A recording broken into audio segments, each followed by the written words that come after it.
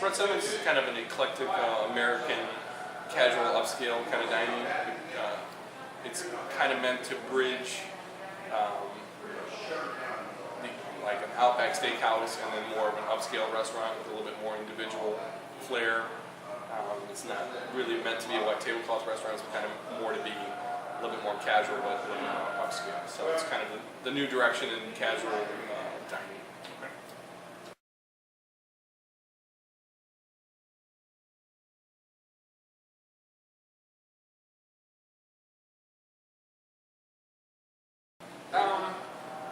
Well, I think there's a lot of analysis that needs to go in. You kind of have to ask and develop scenarios and know the answers to certain questions before you go in. And some of those are, what's going to cost for you to build it, whatever it is, if it's this, if it's a widget or whatever, and then what your projected sales are going to be, so before you can go any further. So you need to really do a couple analysis before you even open up your doors. That's really what kind of drives you to see, you have to kind of do that background analysis.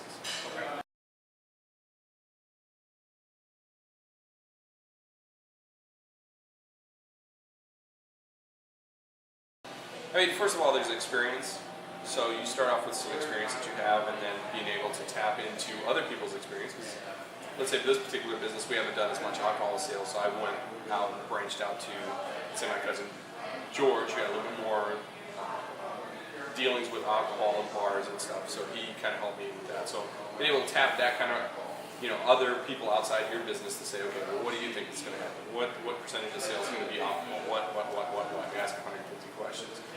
That's, been a big priority of that. So be able to tap into somebody else who has some knowledge beyond what you do. The second part of that, as far as what kind of capital, you bring to the table. Obviously, we brought some cash. We've got some financing that we're dealing with. And then another component has really been, the landlord, since we're leasing the space, is what he was willing to put up or front for us in order for us to kind of move to this location. So really kind of three veins. You have your traditional financing, you have cash that you bring to the table, and then in this case, since we're leasing the space, then what is that landlord going to do for you?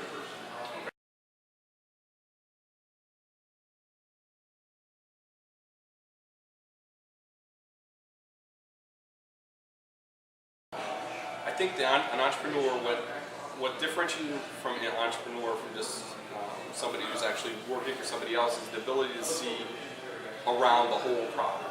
Okay, and the restaurant's a good example of this because you could be the best chef, it doesn't necessarily make you an entrepreneur, and you could be the best manager, but it doesn't mean that your food's going to be good. So you have to be kind of well-rounded in order to be able to see marketing, you have to do construction, you have to do finance, you have to do food, and you have to still be able to do management. So that's what I think qualifies. An entrepreneur is basically someone who can see the whole picture. It's not just one-sided saying, well, he knows this one facet, which is production or engineering.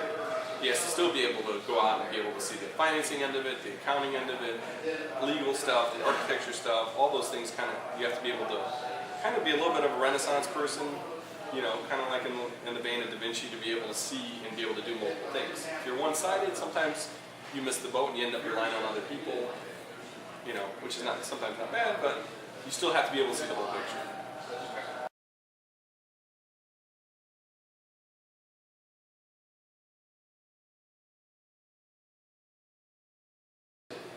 I mean, anytime you're an entrepreneur, you're talking about putting a lot of capital into play with really no guarantees for any type of return whatsoever. So you're basically, it's kind of a casino bet saying, my vision for this place is going to work, and Blake might have another opinion. One of the other guys have a different concept that would go in. So you're risking saying you're putting a lot of capital, a lot of investment at risk. So I think that's probably one of the more difficult things.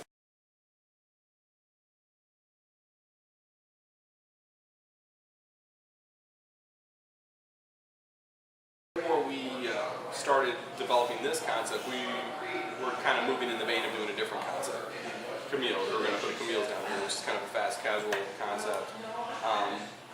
But kind of felt hesitant because of the numbers. The numbers didn't seem like they were going to work.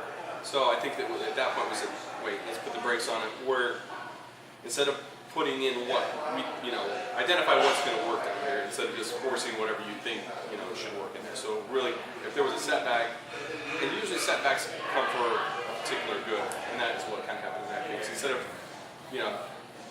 looking outside the box and identifying what will work, just going with what you know is easy. What you know is easy often is not the best solution. So I think that was probably a setback, but it ended up being something that was worked out to our benefit.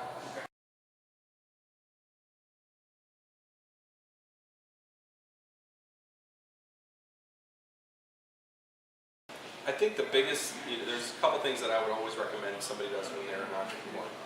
First off is make sure you work in the field that you're going to go be. You're going to try to make some money in some field. You just can't go. Me being a restaurateur and deciding, tomorrow I'm going to make tractor trailers. Even though I have some experience as a restaurateur, there's no way that I could get all the breadth of knowledge that I'm going to need in order to be able to identify all the problems and points and everything that somebody else thinks. So, I usually tell people two things. Work in the field that you want to work in. If that means you start off as a lowly intern and you work your way up, look at P. Diddy. That's what he did. He basically started from the bottom and he worked his way up. He identified where things are and then he went from there. Two, always try to work for somebody who is going to hopefully mentor you or give you some opportunities to learn something, and try to work for the best person that's available for you in any company.